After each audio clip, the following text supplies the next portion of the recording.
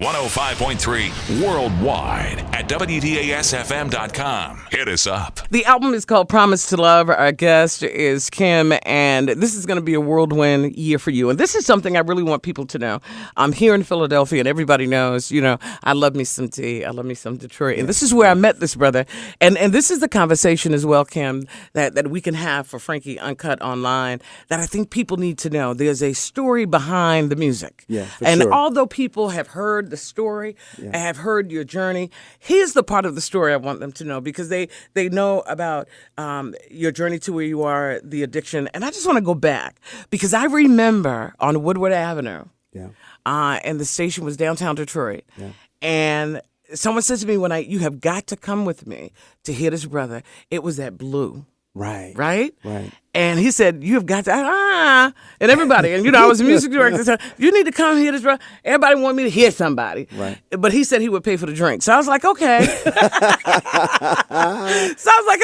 And when I walked in that night, and Blue was so cool because it was a small, intimate environment. Right. And I remember the stage was on like a riser. Yeah. And you blew me away. Wow. And you were selling your own CDs. Right. And I bought one that night. Yeah. And I remember taking it back to the station and telling my program director, you've got to hear this dude. Yeah. He heard it. He was like, who is he? I don't got no phone number, nothing. The next thing we find out, you're on Motown Records. Right. Yeah. Those That was my first experience with you. And then I stalked you. You better be glad we had Facebook and Instagram. Because I was stalking you. Yeah. That transition from doing your own thing, even musically, from what you were, where you were to the music piece. Yeah. And it's that, how did that happen? God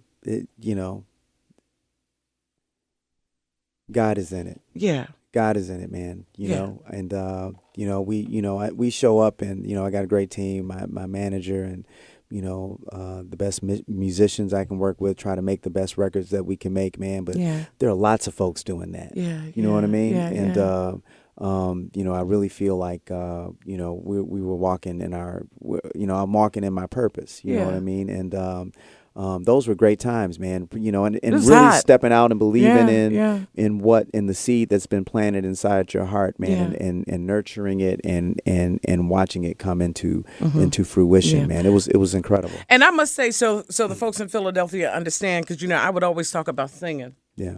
And when Kem, I sing. I never said I could sing. I said I sing. Yeah. And for people who are still getting to know me here in Philadelphia, and I would say to Kem all the time that I wanted to sing. First, let me preface this comment with this. When you performed at home in the city of Detroit, you did an audition for young people to perform on the stage with you. See, these are the stories that I'm talking about, because we hear your music, we know your story. And you did auditions for young people, and I remember sitting there, and you gave these young people an opportunity, 2 nights, at Chane Park. Right. And each night you featured a young singer. And what was it, Marcus Miller, the young brother Miller that was playing? Oh my God. Bass, yeah. And then one of the young brothers started playing. Yeah. And then Marcus Miller came up. I was like, who does that? Yeah. He got For a 17, 18-year-old high school student, the sister that was singing that night, and to be in front of a sold-out crowd, you gave them that opportunity. You stayed humble and loyal and just represented those people who yet have not had the opportunity to be on the stage you're on, but they're great singers. Yeah. And you gave them a place on that stage. Yeah, that was Wasn't great, that fun? man. Yeah, it was good. It was hot. Good. And they could sing too. Yes. So that one little dude, he sung a little bit too good. He had to snatch his microphone. Yeah. It was good. And you sang. I did. You sang. So that was the craziest night. Yeah. That was the craziest night. My daughter, I think she was maybe 12 then. And when you called me and said, I want you to sing, I was like, yeah, he joking. And I came to that first rehearsal. And talking about being professional and serious, Kem was like, no, I don't like that. No, you got to bring this all together. I said, what have I got myself into? I was like, what have I got myself into? And you want to hear something funny? I called the guy I was dating at the time, and I said, and I was stressing because we had the rehearsal at Chane Park that night, that afternoon. Right. And you were boom, boom. And I said, this brother is in his zone. He was like, boom, boom. And I was really going to punk out. Yeah. And I said, I can't do that. And I called him and said, I don't know why I'm so nervous. He said, I don't know why you decided to do it anyway. You going to get up there with Kim and try and sing? You know, I broke up with him that next day. Because I was like, you were supposed to be supporting me. Right, supposed to be in you. But walking on the stage, my daughter said to me, and I was sweating bullets, she said, Ma, just go out and have fun. Yeah, that's really what it is. Go out and have fun. And you grabbed me by my hand and you said, you got this. And you do. I mean, you know, and like when you're coming on stage, when you're coming on my stage, if I'm asking you to sing, I got you. Right? I'm going to set it up and you know, I blacked out. Yeah, yeah. And I walked out there and I saw all these people I knew in the front row. I was like, oh, my God. But I will tell you that was one of the most incredible evenings of my life. Next to giving birth to my child. Because I always wanted, if I said I was going to be anything else, it would be a singer or it would be a lawyer. Yeah. And you gave me that. I had more respect and have more respect for you and those who are on the stage. That takes a lot to get this whole crowd into where you are in synergy. I still don't believe I do this for a living. Unbelievable. It's like, dude, how am I going to do this out here with all these people? Incredible. You know? But I want to, you know, and I've said this to you, but I thank you for that. You delivered a dream for me. Yeah. And that was me. I will never, ever forget that. And I'm still singing. Yeah, that's beautiful. But I will never, ever forget that. That was great. That was great. So share with us what you want to share with us as we talk about the new CD, Promise to Love. The new album, Promise to Love, my 4th studio album under the Motown label. I'm excited about it. Great energy. This is the greatest rollout for a record that I've had since I've been signed to the Motown label. Yeah. You know, we kind of like we're firing on all 8 cylinders. And every time you just keep getting hotter. And you just keep getting hotter. Yeah. You do. You just keep bettering your best. Yeah, I think, you know, with every record, I think you evolve, you know, as a songwriter and a singer. And I'm in a good place, you know, creatively. And, you know, I really feel good about the way things are going. So good. Good. Promise to Love in stores today. Yeah. Make sure that you get it. The next single is going to be? The next single is going to be Nobody. Yeah. Have I played that for you? No, not yet. I haven't heard that one. You know, I'm a Snoop girl now. You know, I always like Snoop, but, you know, I like Downtown. There's so many.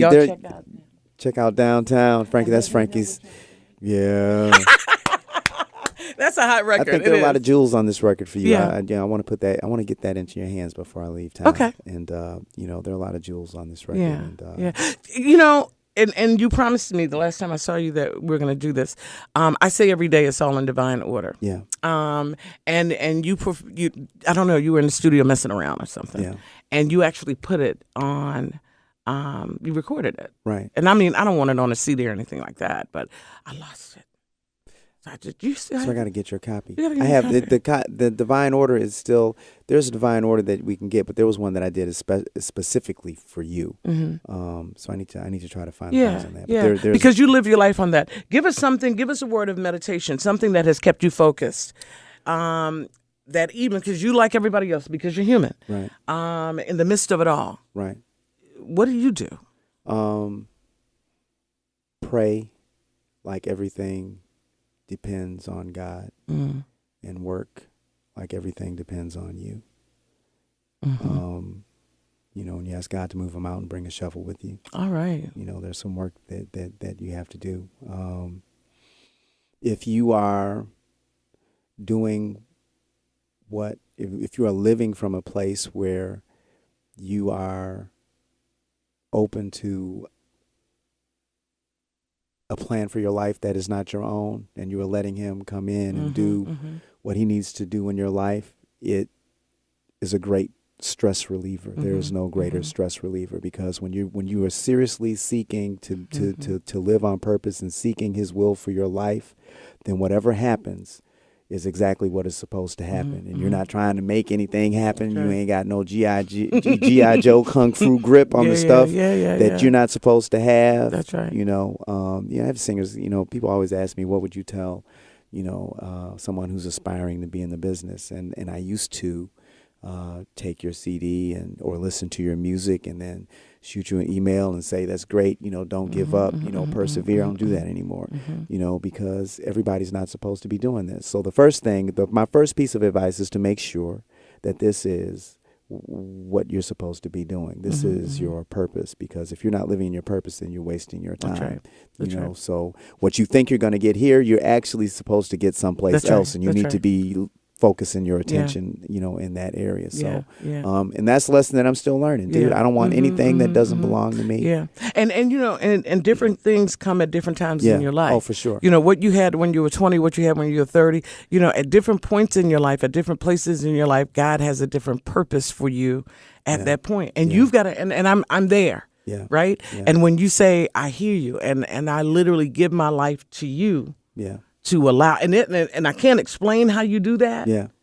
It's just something you know when you're there. Right. And then you have to be silent enough Right. and accepting enough that what you wanted is not what you needed. Right. Right. You know? Absolutely. Right. Right? Right. You know? Yeah. I'm glad that I didn't get all the things that I wanted. You know? Yeah, for sure. And then happy is something you really can't buy. You know, I love you and ain't nothing you can do about it. Oh, and I love you back, girl. You Good. know that. Thank you so much. Get that new CD, Promise to Love. Kim is our guest.